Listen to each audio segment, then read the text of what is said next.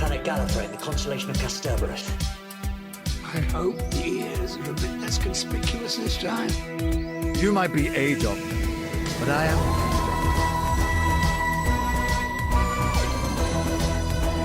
I'm a doctor. That's probably not the one you expect. Absolutely fantastic.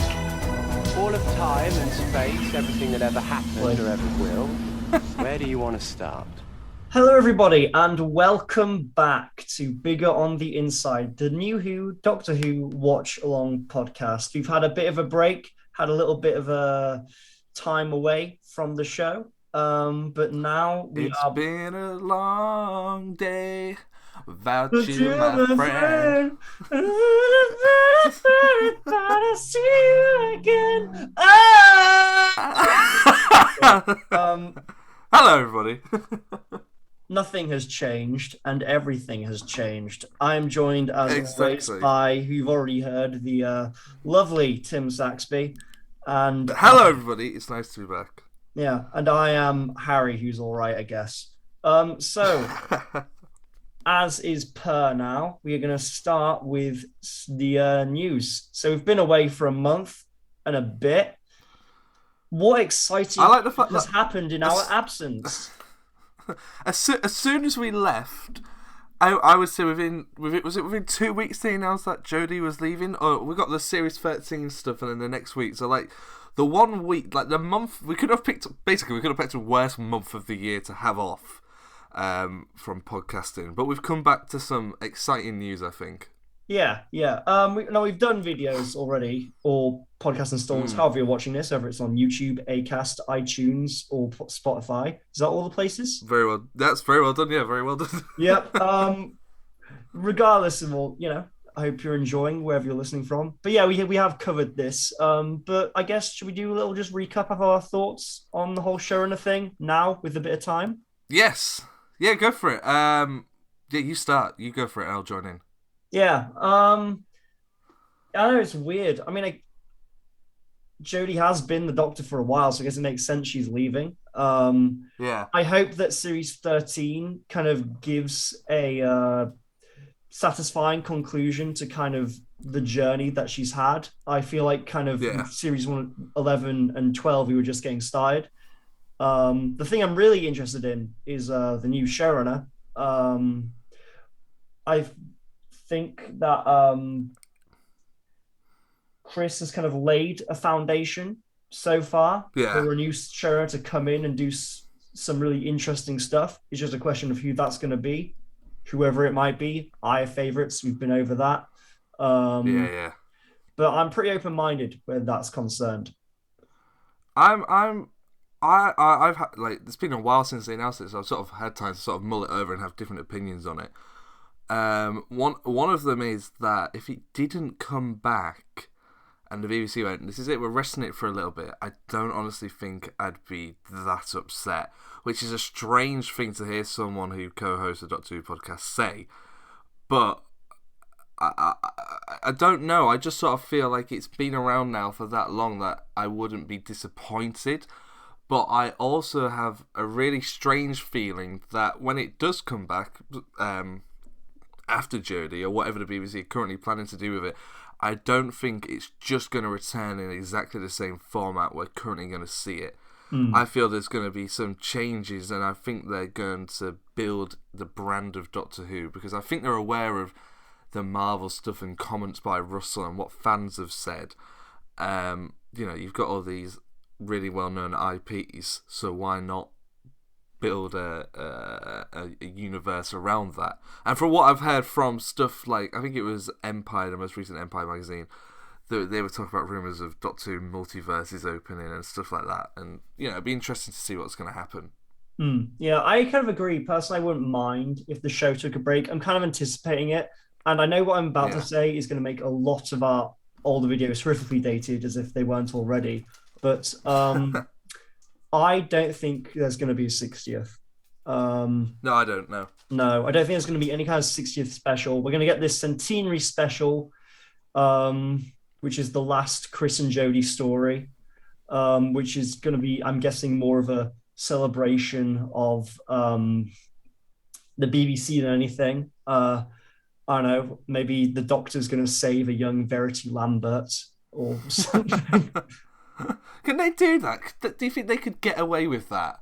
I like the idea of it, but I think even I would go, nah. Yeah, sure. And just have like this little girl Verity Lambert who's like, I sure do love television, I do.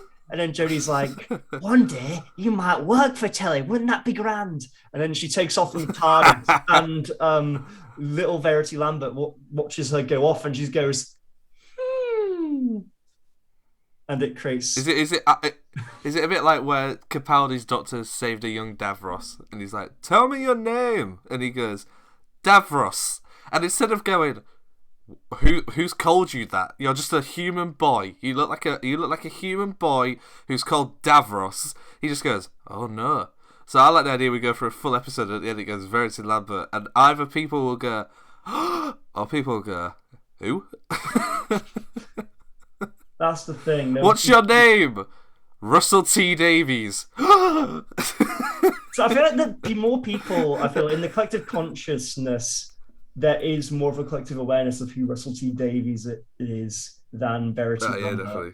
Massively. That would be so funny. We're going to celebrate the 100th anniversary of the BBC by honouring the guy who brought back Doctor Who after 45 years of it being on our screens or whatever it was. Yeah. I mean, whatever they do, I'm sure it'll be a lot of fun. But yeah, we'll get something. There'll be a big finish thing. There'll be for sure a big finish. Will do something. Whether there'll be a televised special or not, I doubt that very much. Yeah, I'm sure there will be things. I'm sure that Time Fracture will do some big event as well. Yeah. I'm sure. From what I've heard, David seems up for it. Christopher Eccleston probably won't do it. David Tennant has said he's up for it. Matt Smith hasn't really spoken about it, but yeah, I think from what I've heard in interviews, he would like to return, but whether or not he can, just because he's so busy, is a different question. Peter Capaldi recently said that he thinks too many multi-doctor stories can sort of cheapen the effect of it, and Jodie, by that point, she won't have gone very long, so maybe the impact of her coming back won't be that great. Yeah, I feel like it's just kind of the wrong time for a 60th, in a way. Yeah. So they should have thought about that when they first broadcasted it all those years ago. They should have thought, how's this going to work? In 60 years' time. Selfish. They were selfish in the 60s. There, I've said it. Verity Lambert and Sidney Newman were very selfish. You've heard it here. They weren't the best people. How dare they? They're just rumours I've heard on the internet. Anyway, do we have any more news, Harry? Yeah, you sent me some news. A couple of kind of smaller, but interesting in their own right, little bits and pieces. The first of these is about Paul McGann, and when he originally took the job as a Doctor, and it was something that he was perhaps surprisingly for today hesitant about.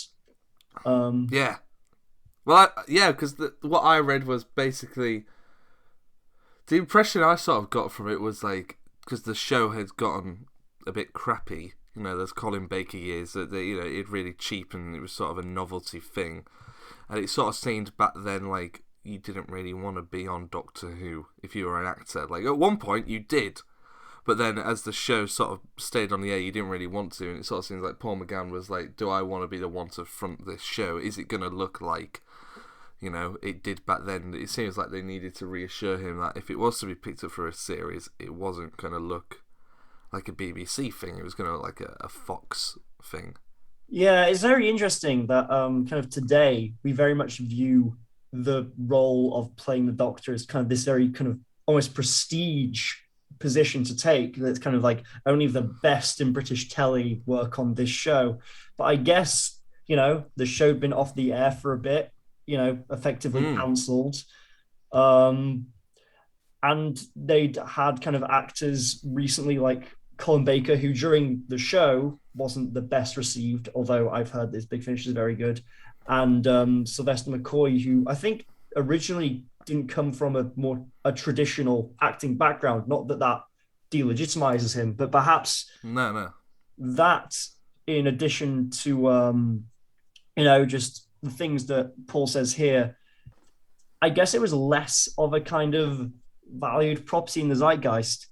I've got a quote from him saying, "I thought." Do it in his voice. Do it in his voice. Do it in his voice. Where's he from Liverpool, again? Isn't he? Liverpool. I can't do a Liverpool accent. Just do it as one of the Beatles. I'll do it as Ringo Starr. I thought, God, do I really want to do this? This was in the late 90s, before the big revival. Like everyone, I'd watched it as a child, but I'd never been a big fan. At the time, it even felt a bit uncool, Paul McGann huffed and puffed as he went down the track. The Fat Mud controller said, Paul McGann, you are causing much confusion and delay by refusing to play the Doctor in the Doctor Who TV movie. That's so good. How have you... Can I just say, right? I threw that suggestion out of doing it as a Beatle just out there. I did not know Harry could literally do the voice of Ringo Starr from, Thomas the Tank Engine. I watched a lot of Thomas the Tank Engine as a kid. That's very good. I like that. Mm. I see people do impressions of the Beatles, and I'm like, oh, they're really good. You don't realise the difference in their voice. I think, especially with John, who has quite a higher voice. Well, John has a little nasality, and that John Lennon has quite a little nasality to his voice, doesn't he? That wasn't a very good. He does. John. But I could tell who it was. Maybe because well, that's because we're talking about doing Beatles. John Lennon. It's very easy to do very generic Beatles voices.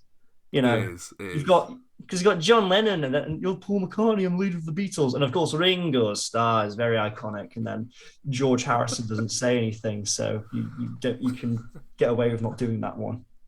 That's true. But yeah, it's interesting what Paul McGann / Ringo Starr had to say. This sort of thing of, was it cool? Because it wasn't, was it really? And let's be honest, it isn't that cool now, I don't think. Right now, it depends. It depends which circles you associate with. Because I remember it's really weird. At uni, like in my BA, which was a drama and theatre course, Doctor Who was like the shit. Yeah. But now, currently, I'm on an acting course, and it's not really the shit. There's 3 English boys in my year on this MA, and all 3 of us are into Doctor Who. But then, outside of us, no one really cares that much. No, it's strange, isn't it? I've noticed as a fan, my 2 fandoms are this Doctor Who and Back to the Future. And I've noticed that if I am with somebody who I've never met before, to stay well away from mentioning that I'm a Doctor Who fan. For example, congratulations to me. I was on a date the other day and just very casually misheard what someone had said. They had mentioned a flower, and I can't remember what the flower was called, but it sounds like Dalek. And I misheard what they said, and I said it back to them, and they went... But they knew what it was, and they laughed. I sort of thought, okay, that's a promising start. But I daren't go in and go, do you know what TARDIS stands for? And I do a podcast because she ain't ever going to find out about this. Well, on which dates do you break the news that you run a Doctor Who podcast? The day I end it. We're breaking up. I was talking. And I like Doctor Who. I was talking to Harrison. I've already told Harry this story, but I'll tell the listeners. Harrison is, for those who don't know, maybe you're new. Hello. I co-host the podcast with sometimes, and he said, "Oh, when do you think you will end the podcast?" And I just jokingly said, "Oh, probably when I have a girlfriend." To which he turned around and went, "Well, you can never have a girlfriend if you host a Doctor Who podcast." So it's just an endless cycle. Tim, you are defying all logic of the universe by doing a Doctor Who podcast and going on a date. I'll have you know that ever since I started this podcast, I've not been on a single date. That's what real commitment is, Tim. You're jeopardizing. If you need me to tell her that, I will. Okay, he will be committed because he's been committed to a little podcast for the last year and a bit. because it was our year anniversary while we were off. Again, a terrible time for us to take a break. But yeah, we got kind of sad and lonely there for a moment. Any more news, Harry? Yeah, I got a couple things. One of them is about Philip Hinchcliffe. Tim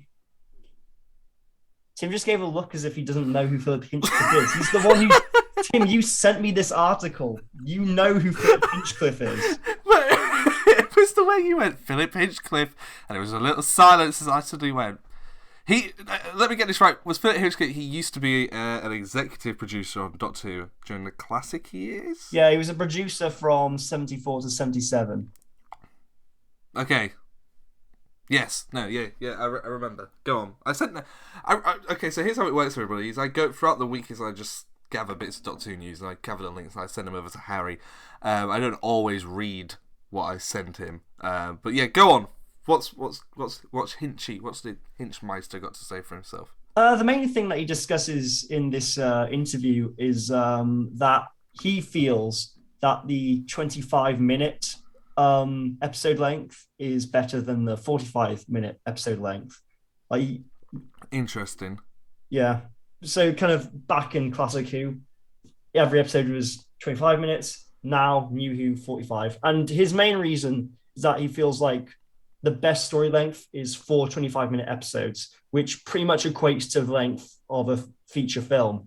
And he feels like in a 45-minute standalone story, the narrative can sometimes be a bit rushed, and they might resort to things such as using the sonic screwdriver to get out of a situation. Whereas when he was working on the show, it was very much a rule that you use the sonic screwdriver very sparingly. Yeah. Yeah, I agree with him, but I would argue don't reduce it, increase it. I know there's times when we've watched episodes and it's been like 45 minutes and I'm just going, I would have really liked this to have been fleshed out.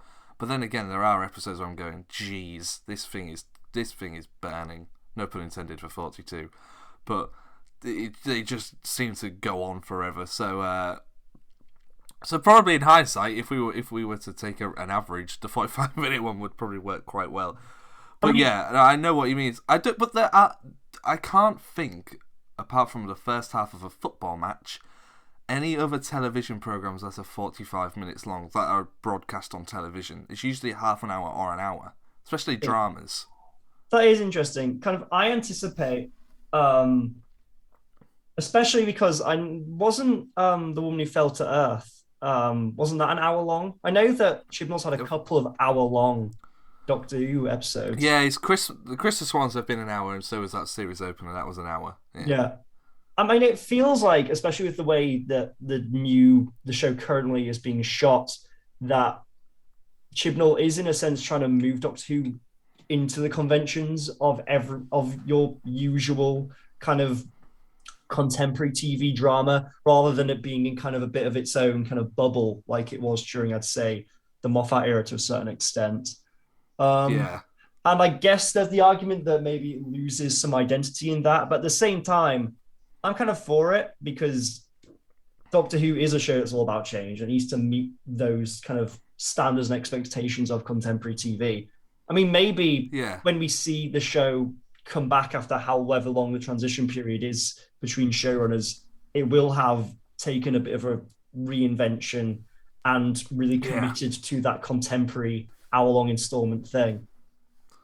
Yeah, I mean, well, they moved it from a Saturday to a Sunday, and everybody was up in arms about that, and that seems to have worked fairly well for it. I don't mind it being on a Sunday. So the idea of adjusting the runtime of the episodes also doesn't really bother me. The only thing that would bother me is, and it's just, our instant gratification, is just if every episode was to be reduced and to be continued. Because I don't feel many people would watch it live. They would wait till it was available to stream. Because there's been times where I've put on an episode of Classic Who and I've only got like an hour. I'm like, I'll watch episode of this, and it's like, end of part 1, part 2 next week or whatever. And even though it's on a DVD, I'm like, damn it, I've got to watch it. The story's not finished, sort of thing. So I quite like the self-contained 45-minute story thing. But from what we've heard from Chibnall, this next series is one long story. It's more Russell era. There's a story arc that's going to be told over 13 of a what is it, 7 or 8 episodes or whatever it is, and then that's just going to be top. So that should work. I think it'll be fine. Well, that's something that Hinchcliffe actually talks about in the interview. He kind of says that he was talking to Chris a couple of years ago. Of course, it feels more relevant now. And that Chris always said that he tried to construct story structures to have cliffhanger moments. Yeah.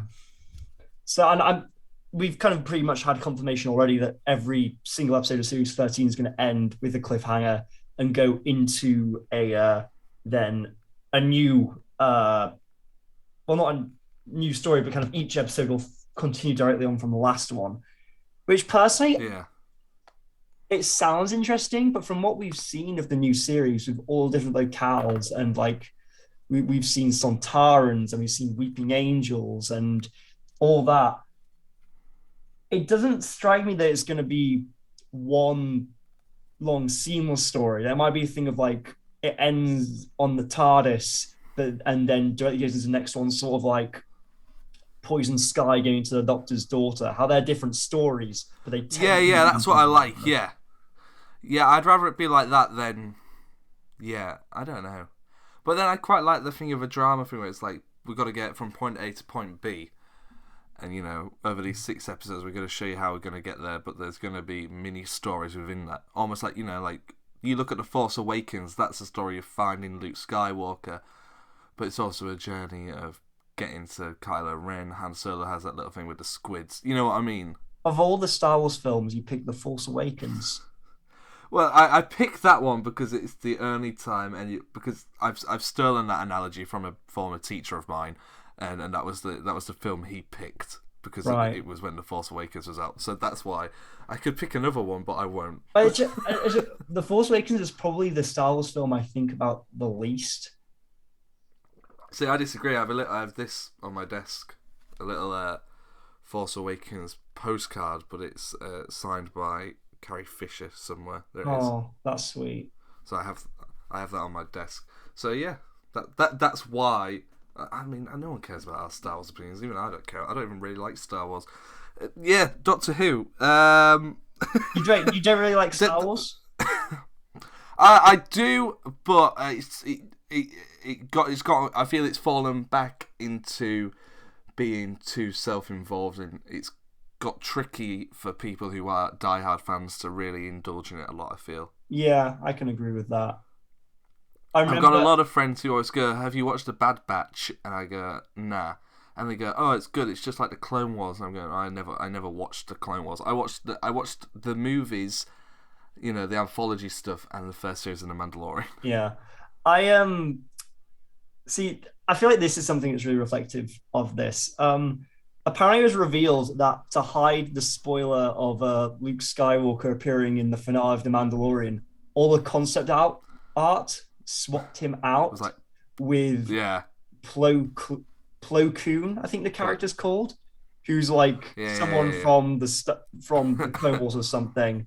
And then people on Twitter were like, "Oh man, it would have been so much better if we saw Plo Koon." Yeah, I saw that. Yeah, I saw that. And I'm just here like, who the fuck's Plo Koon? That's what I was like. Fish face thing, and it's like, do people really care about this guy? I mean, I guess good for you if you do, big you up, but you can't really say in full faith that it would have been more impactful for Plo Koon to appear at the end of The Mandalorian than Luke Skywalker.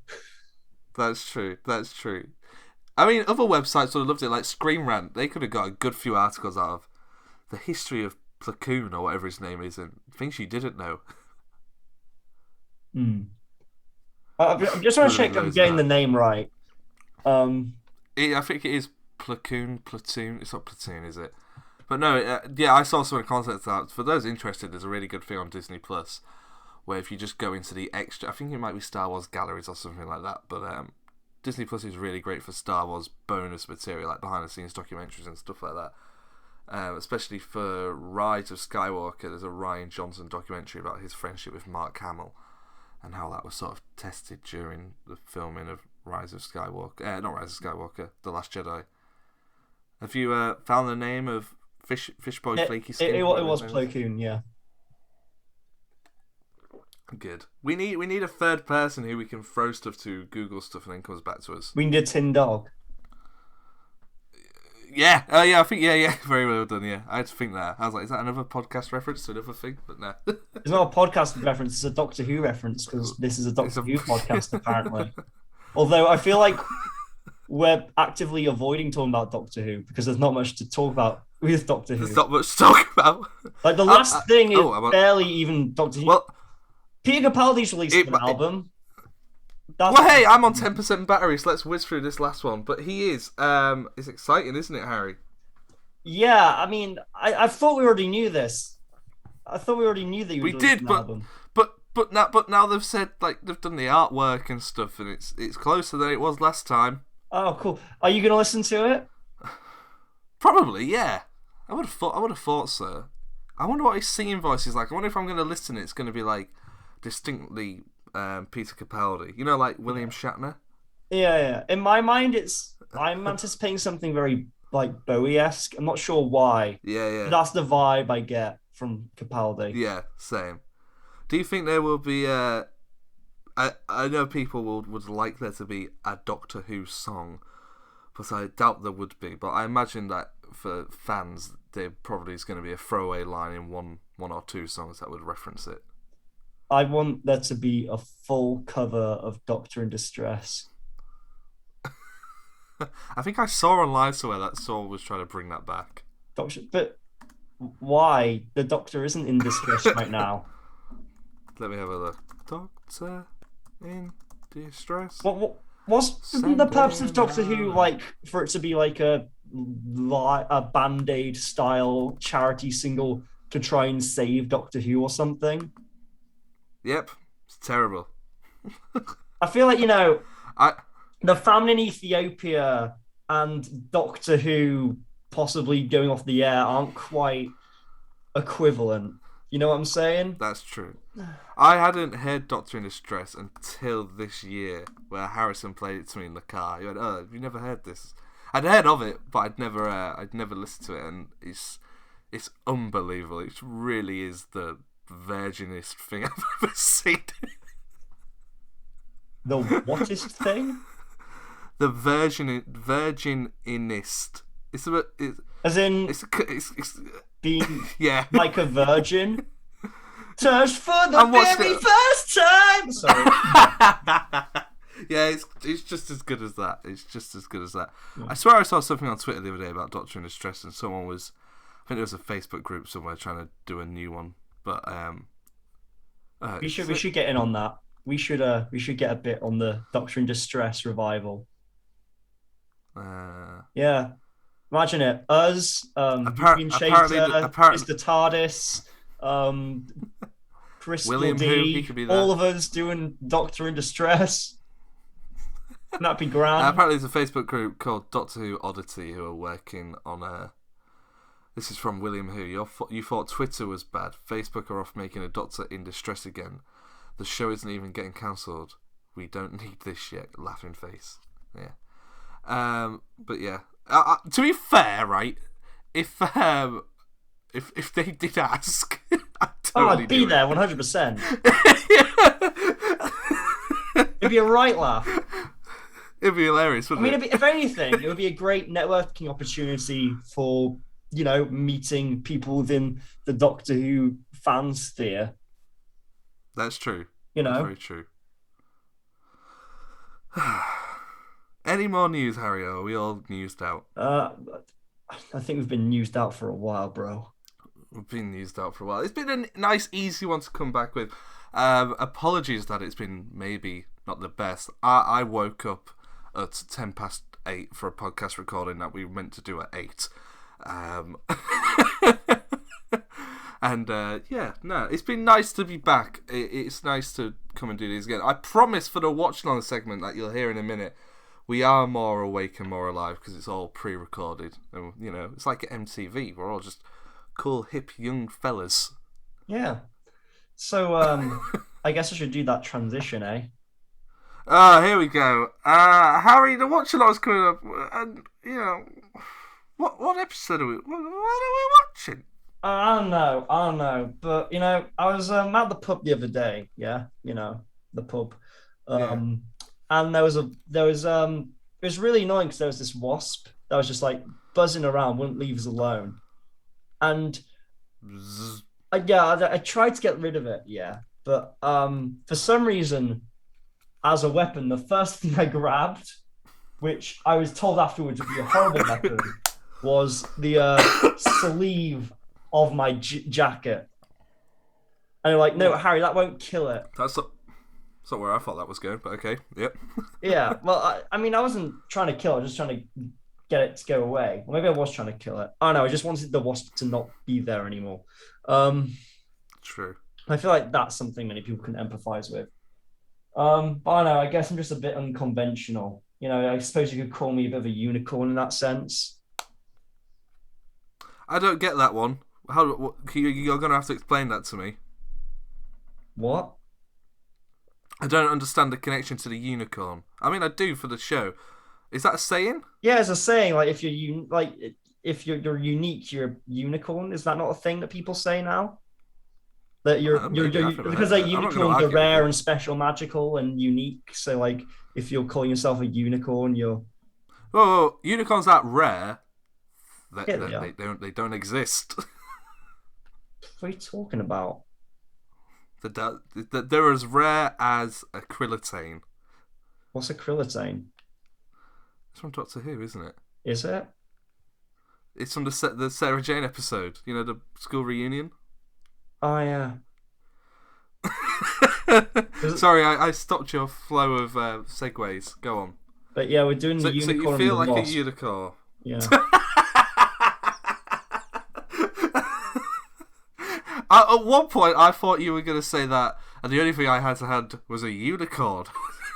So I threw it like a dart, and I just love the image of a unicorn flying through a local pub, and just its spike perfectly piercing a fly to the wall, and everybody looks and goes, "Huh," and just carries on sipping their bitter. I mean, have you ever been to Birmingham, Tim? It's pretty common. They're pretty commonplace for unicorns.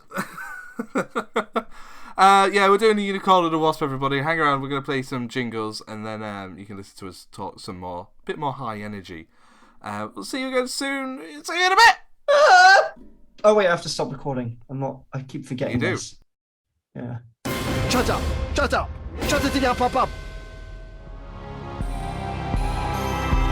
Humans are better in one respect. You are better at subscribing. Seek, locate, subscribe.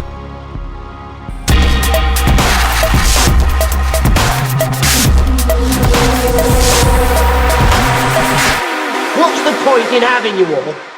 Hello, everybody. This is nice to be back doing the watch-along segment of Big on the Inside. Those two cool, hip, groovy guys who do the news segment. They're old news now, baby. It's us two. Harry, you excited to do this? Yeah, it's been a while. It's a weird kind of getting back into the swing of things, back to watching Doctor Who every week. Yeah, it was strange. Like, I won't lie to you when I say I haven't missed watching an episode of Doctor Who every week for the last year. So it was quite nice to have a little break. But that said, when I watched it again and the theme tune kicked in, it was nice to be watching it again and revisiting it and living through it all again. Because for us, actually, the watch-along segment has been longer than a month. It's probably been 2 to 3 months, I think. It's been a while because kind of it was getting to a point where things were getting pretty intensive with my university course. So we. Oh, of course, yeah, because you had your uni stuff, and I was okay. So behind the scenes stuff, Harry had I mean, by the time this goes out, you will be in your week of production of your final piece at university, and I was meant to be. Right. I was in the midst of moving, and that's been delayed because of COVID and all that rubbish. So, not to say COVID is rubbish, but just the way. Get vaccinated, by the way. Just the way that some companies are still using COVID as a valid excuse for bad customer service is what I'm trying to say. But hopefully in the next couple of weeks. Are you vaccinated, Tim? I am fully vaccinated, all double jabs. How about yourself? Yep.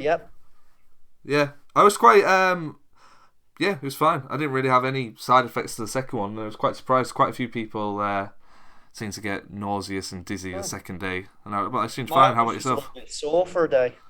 Yeah, I had that, and that was about it. I was back at work that evening and stuff, so it was all good. But that's all cool and stuff. But what's even cooler is escapism, Harold. So let's talk about Doctor Who. What episode are we talking about this week? The Unicorn and the Wasp. That's true. Let's give a heads up from the very start. We are aware this episode is written by Gareth Thomas, I want to say the name is. Gareth Roberts. Gareth Roberts, that's it, my apologies. And we understand, we've mentioned it in the past when we've done episodes by him, and the controversy with his tweets and stuff, and we just want to say that, like, we totally understand that, and we respect everybody's opinions, and, you know, we don't agree with Gareth or anything like that. But just for the nature of the podcast, we have to talk about the episode, and you know the analness of myself. I couldn't just leave out what are really well performed episodes, and you know I have some.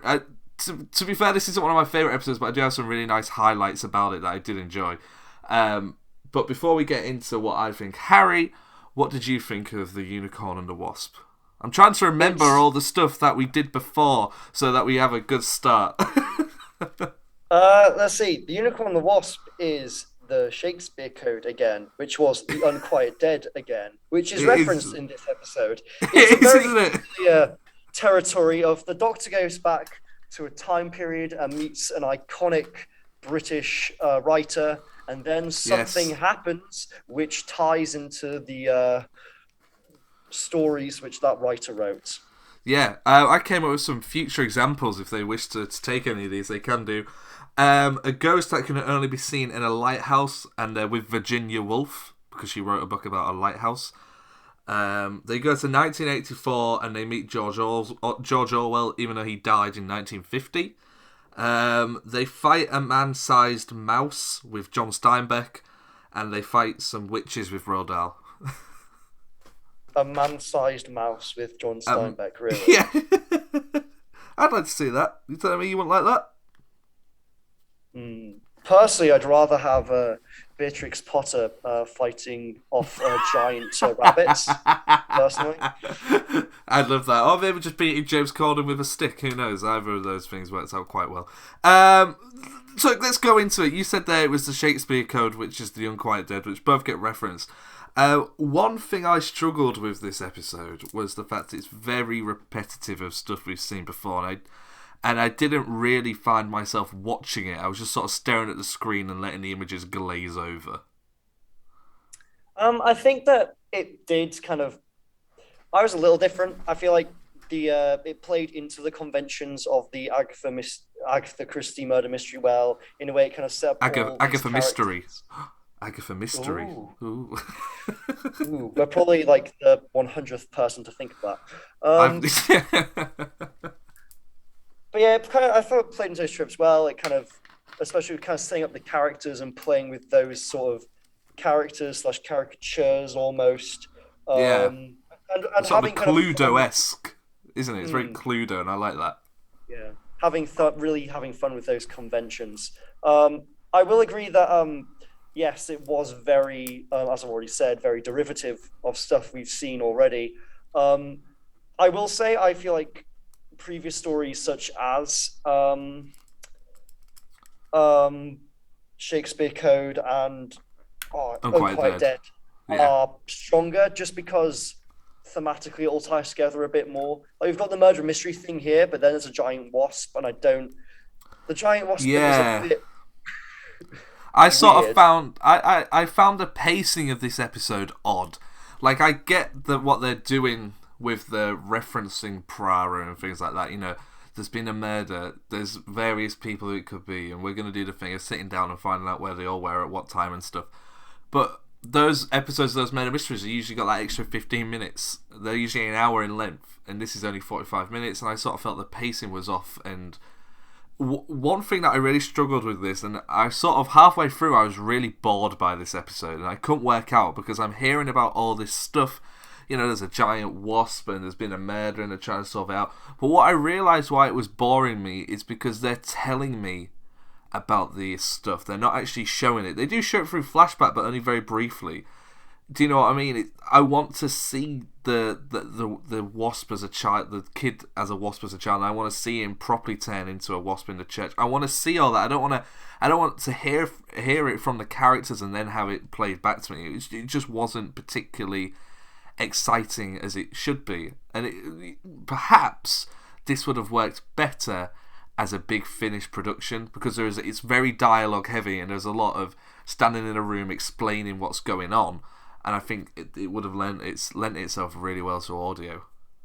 That is an interesting observation. Yeah, now that you mention it, it would work well. And again, another point you made there is that it would have benefited in a big Finnish audio from having much more time and space to flesh things out. Because my pacing issue, I guess, similarly was a little different to yours. I wasn't bored by it because it was very pacey and things were constantly happening, but it felt almost it felt too fast for me. I think it would have really benefited from having time and room to really properly establish and flesh out these characters. Because the characters, I think they were all very well performed and they're very, very fun, but because, like you said, you were squeezing an Agatha Mystery. Oh God, I'm saying it now. An Agatha Christie murder mystery into 45 minutes. That came at the expense of some characterization, and some of the characters felt a little archetypal. With that being said, the whole ensemble cast, I think, was a highlight, and they all played their respective characters very well and had a lot of fun with it. Yeah, the cast are great. Felicity Jones, one of her very, an early Felicity Jones, who would later go on to be in Star Wars Rogue One as she plays the unicorn, as it is revealed, turning up to steal all the diamonds and stuff like that. That was cool to see her. David Tennant's dad makes an appearance as one of the butlers as well at the party at the very start of the episode.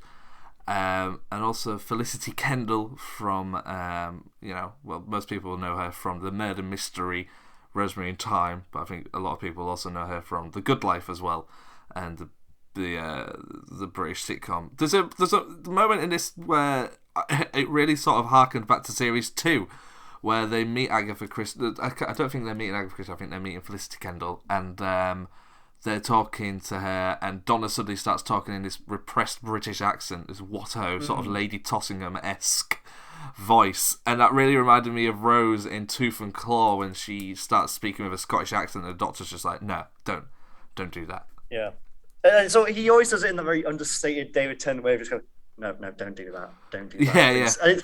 It's a really funny understated delivery.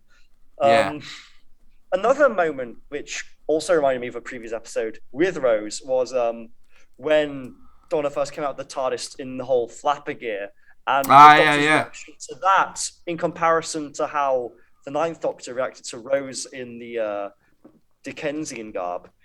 I thought that was an interesting juxtaposition. That was good, yeah. I really liked Donna in this episode because I like the fact that she's still really amazed by everything at this point. I feel like by this point with Rose, she's sort of humanized to it all, but like the first thing when they step out the TARDIS, the Doctor takes a big deep breath and he smells the air and he declares what year it is, and Donna's reaction is, how the hell do you manage to, how can you tell what year it is just by smelling the air and stuff like that? She's still amazed, and no spoilers, but by the time we get to the end of Donna's run, you do feel like that character the character grows, but Donna herself never reached full potential. Do you think so? As in, what we see and what Russell wrote is fantastic, and that is an amazing character arc. But I feel if you were Donna, you would want more. Do you know what I mean? I feel like Donna still would have been amazed by stuff 3 or 4 seasons in. Yeah, I found something out during our break about Donna and why she's only in one series, which surprised me. Which is Russell purposefully only planned for Donna to be in the one series because it was because she was played by Catherine Tate, who at the time and still is kind of a notably bigger name than say Billie Piper and Freema Agyeman were at the time. Catherine Tate was a bit more established and obviously was doing stuff like a sketch show. I don't know if it had ended by this point, but I think it had the Catherine. I think that was still on. I know, she was still doing something, wasn't she? I remember her still being on telly. But basically, because she was so kind of in demand, Russell sort of assumed that Catherine would only want to be available for one full series and they want to commit to that. And it was only after the fact that Catherine Tate actually revealed that no, she'd have loved to stay on for more series if she'd been offered the chance. Yeah. That's always good. So one thing that I really liked about this episode was actually how stylized it is and how well this. Okay, I'm gonna know. I hate Agatha Christie dramas. I don't like Poirot. I don't like Miss Marple. I don't like any of those ITV for period pieces. They just don't interest me. I really can't get into them, and I think it's because members of my family like them, and I was sort of subject to watching them from a young age instead of being allowed to watch Top Gear on Dave and stuff like that. So things like that. But I love how this plays into the tropes of those, and I can appreciate it. And even the way it's very stylized with the spinning newspapers coming towards the screen and stuff like that. It does a really good job at sort of embellishing itself in that genre.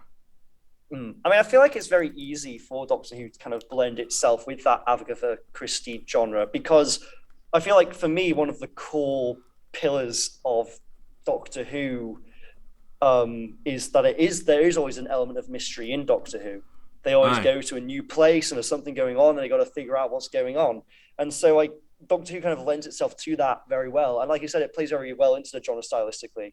I think the one highlight for me was when they were kind of interrogating everyone and it flashed back to their stories, and they kind of played with the conventions of that in the sense that while they were telling a story, you could see their memory of it, and that what was actually happening was quite different to what they were describing. Yes. And I thought that was a very fun kind of subversion of the trope. Because the Doctor gets his own little flashback as well, doesn't he? Where he's in Belgium in like the year 800, I think, which was quite good. Yeah. I like that. I like stuff like that. Those little embellishments of the series always seem quite fun. I'm just going through my notes here. What could be the next suitable thing to talk about? Let's talk about the bit where the Doctor gets poisoned. That sort of famous scene of that really is. We've sort of spoken about it. How the 10th Doctor, despite him becoming a darker character with Time Lord Victorious and stuff like that, he also becomes more comedic, and they play into David's comedic side really well. And now he's acting against Catherine Tate. You can really see them bouncing off each other, especially in that Harvey Wallbanger scene. That's great. Go for it. What do you think about these, more comedic sides of the 10th Doctor? I think it's refreshing. It's good. I think we've got to a point with Series 4 where they're really willing to kind of push the 10th Doctor to both the comedic and kind of the, I guess, angsty extremes. Yeah. Like this episode is a prime example of really leaning into those wacky, silly moments. And David Tennant is having loads of fun with it. And it helps that he's working off Catherine Tate, who he has an incredible chemistry with, which I've said before, and I'm saying again. And then, we get other episodes which deal with stuff such as the Time Lord Victorious narrative, which is kind of slowly emerging here and there. And then that really leans into that kind of angstiness, lonely god messiah figure thing. But yeah, here I really enjoy the goofiness, and I think there is room in Doctor Who for it to be goofy without kind of breaking out of kind of what we expect from the show.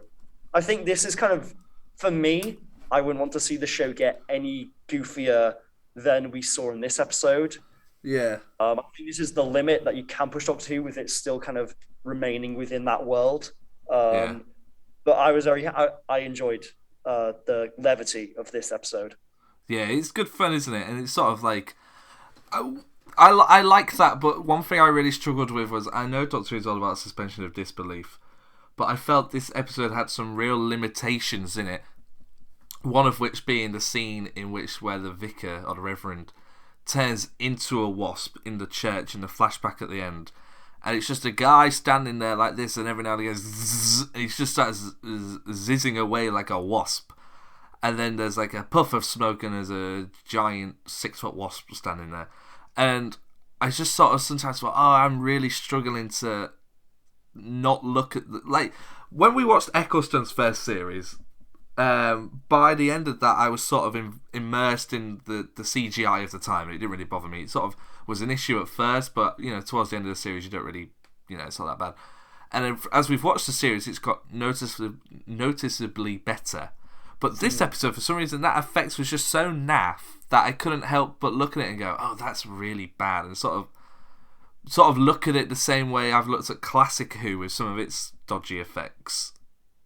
Yeah, I mean, I think my key issue with this episode there, it was less so a special effects thing, because I think the CG work actually being done is pretty good for the time with a BBC TV budget.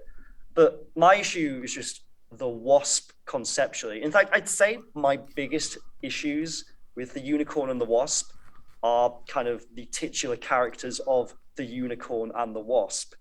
The Unicorn, just because I feel like that character, for being in the title, is kind of brushed over a little quickly. I feel like it's kind of something that's mentioned at the beginning, we get hints of it in the middle, and then it's revealed, and then it's not really acknowledged proper again.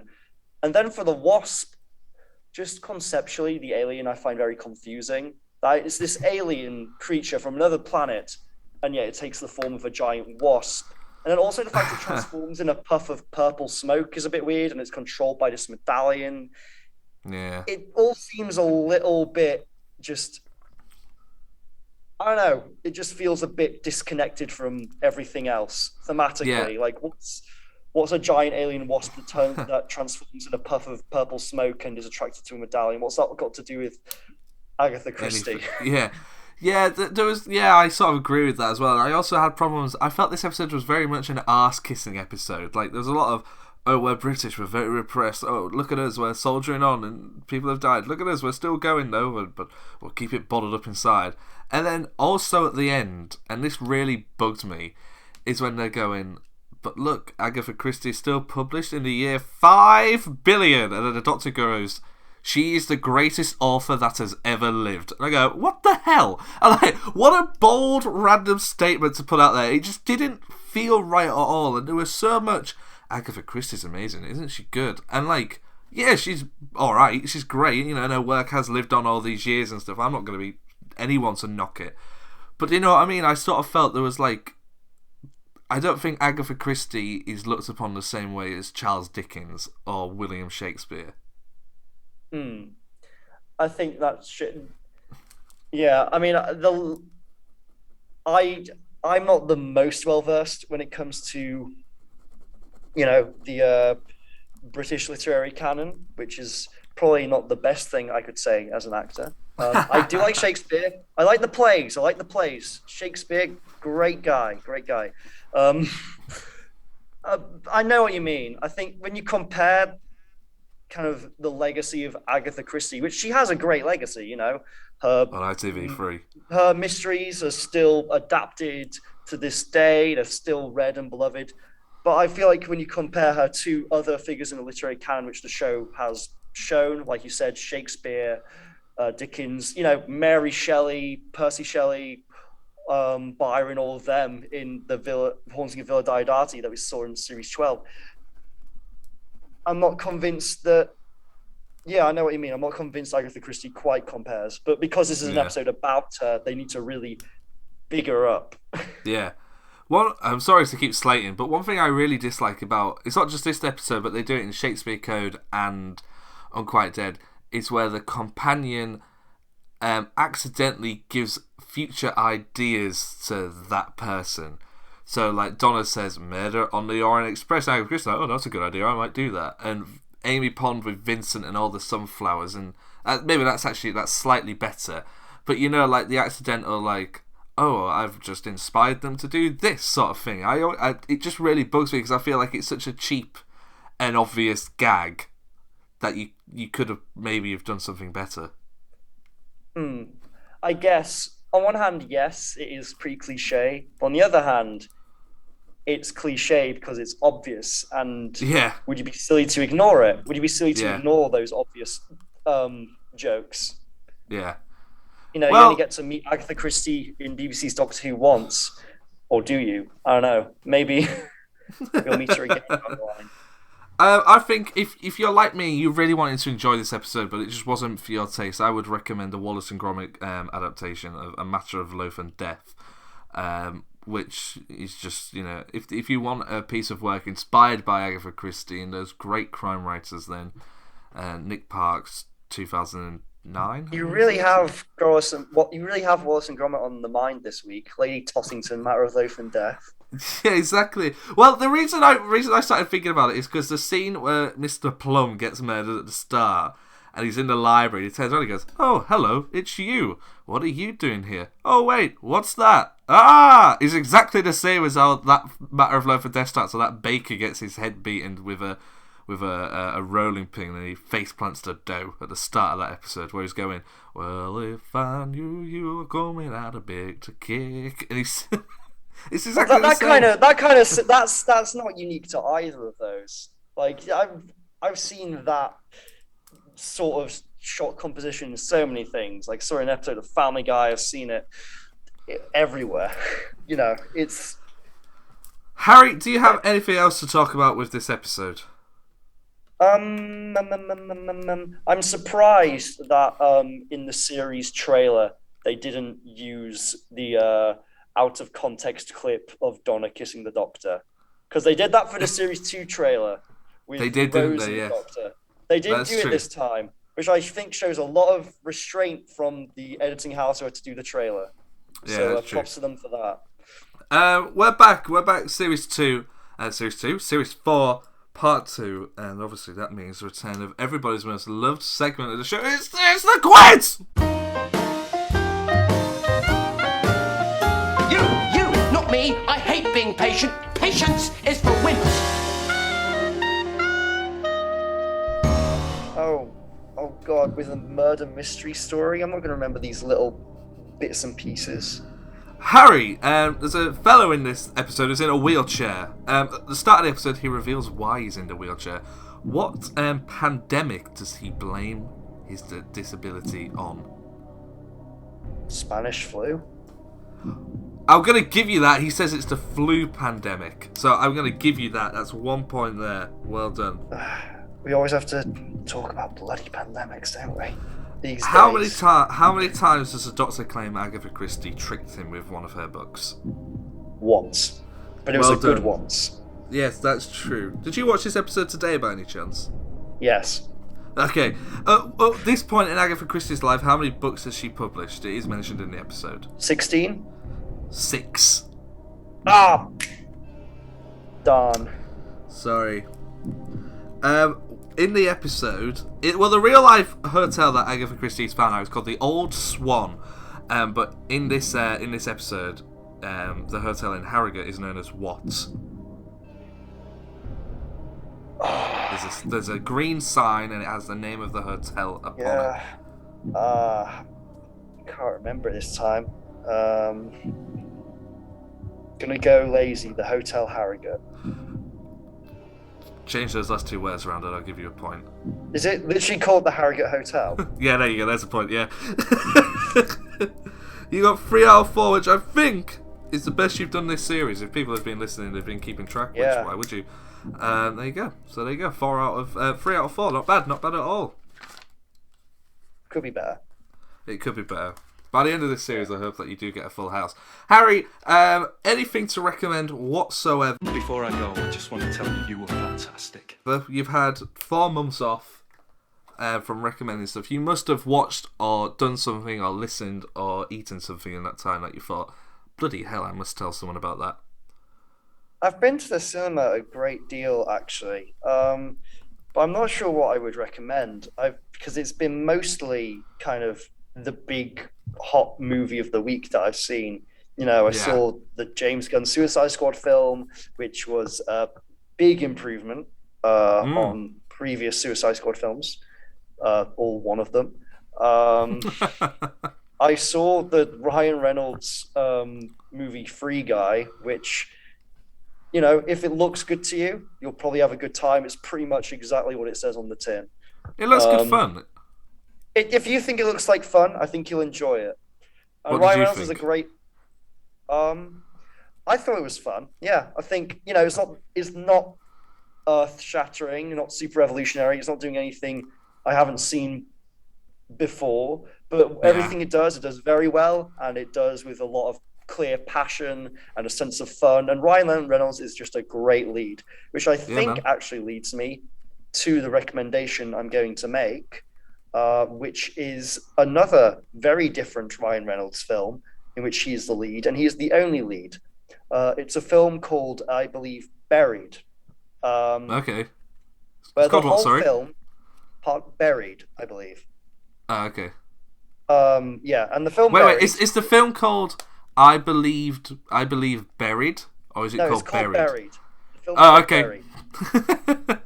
Yes. And it stars Ryan Reynolds, and it As all Pikachu. takes place in a coffin underground, and Ryan Reynolds is in that coffin underground, and he's trying to get out. And Is he Ryan Reynolds in it? Yeah. What do you mean? Is he Ryan Reynolds in it? Like Will Smith it. Ryan Reynolds is he's putting in a really good performance. It's probably the best performance I've seen Ryan Reynolds put in. When did this movie come out? I think a while ago, like early 2010s, around then. Oh, okay, so it's pre-Deadpool. It's definitely pre-Deadpool. But the thing is, I can't think of another actor who could have pulled it off as well as Ryan Reynolds. I think the fact that Ryan Reynolds does have that kind of background as a comedic lead, actually really helps him, because it's not a comedy at all, but the fact he has that level of charisma is kind of necessary, considering he's the only actor you see in the whole film, and he gives an incredible performance, possibly a performance of a lifetime for now at least, and it's just really good, very different, completely gripping, worth watching. Cool beans. I've been thinking about my recommendations, and it starts off as a sad one because a couple of weeks ago we lost the amazing comedian Sean Locke, who people will know from 8 out of 10 Cats, Countdown, 8 out of 10 Cats, QI, a lot of British panel shows. And recently the BBC put his sitcom 15 Stories High on BBC iPlayer, and I don't know how long it's going to be on there for, so if you're listening to this, go out and check it. It's a very stylized, dark comedy. It stars Sean Locke as I can't remember, but he's like the lead guy who flat shares with another character called Earl, I believe the name is, played by Benedict Wong from Doctor Strange and the occasional appearance in the IT Crowd. And it's very, very funny. It's not a Mrs. Brown's Boys type studio audience, but for some reason the BBC have decided the whole series is like studio, it's filmed on location, like Motherland was, those kind of shows. But then for some reason, episode 6, the BBC have put a laugh track over it on series 1, episode 6. So if that kind of stuff annoys you, you can find it on YouTube without the laugh track. I know there's been kind of some debate online if they're going to replace it. But yeah, 15 Stories High on Netflix, on BBC iPlayer. If you, like I said, if you're not in the UK, you can find it elsewhere on YouTube. But if you can get it on BBC iPlayer, go check it out there. Sounds great. Did Sean write it as well? Yeah, he wrote it with what's his name, Darren or Darren, another British comedy writer who you would recognise. Dara Breed? No. I can't remember his name, but if I showed you a picture of him, you would recognise him. Okay. Yeah. Cool, sounds really good. Yeah, and that's it really, Harry. Do you have anything else you wish to say?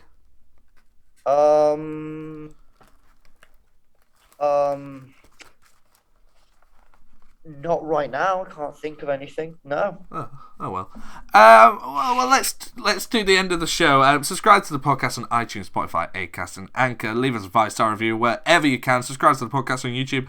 Follow us on Twitter and Instagram. Bigger on the Inside Pod, or Bigger on the Pod, whatever it is. They're all linked below. Just go and click on that link. It'll take you straight there. We will be back next week with what episode will that be, Harry? Oh no, we got to do the thing where you lead into next week's episode. Yeah, but it's a pretty good 2-parter that we have next week. Very exciting. Do your thing where you do a funny. Oh, say bye in the funny way. No, where you do like what is it? Where you do like a Sontaran stratagem where you have to think. I do that after the new segment, Tim. Oh, do you? Oh. Oh goodness, we're old and rusty. It is. It feels weird. Podcast bones aren't like they used to be. I have to go back and listen to some old episodes to try and work out what the heck we do. I think we've done everything we normally do. We've done the quiz, we've done the recommendations, we've done the watch along. Yeah, I don't remember it being this easy. No, I don't. I remember it being more fun as well. But anyway, yeah, we're reaching the end of the David Tennant era, so we're winding down. It's understandable. So we're back next week with a fun two-parter, a Stephen Moffat two-parter as well. So that will be cool. And Harry, do you want to say goodbye? Bye. Adios, everybody. It's fun to be back. No, Bye. stop recording. I have to stop recording. Where's the recording button? I can't find. Oh, there it is. Make sure you subscribe to the official Bigger on the Inside podcast.